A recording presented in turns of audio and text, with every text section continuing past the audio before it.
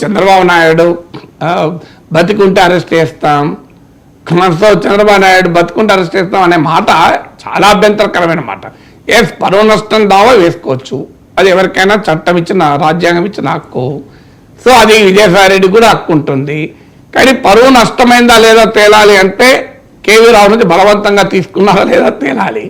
ఒకవేళ అది బలవంతంగానే తీసుకొని ఉంటే పరువే లేదు, నష్టం ఎక్కడిది?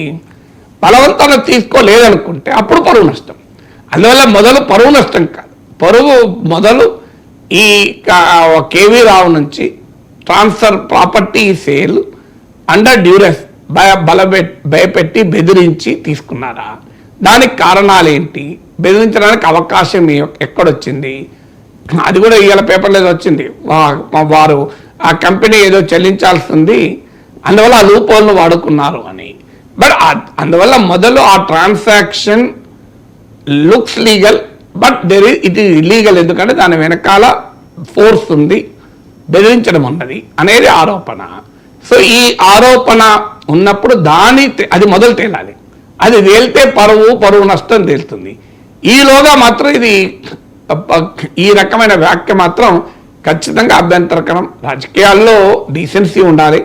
సో అది ఎవరు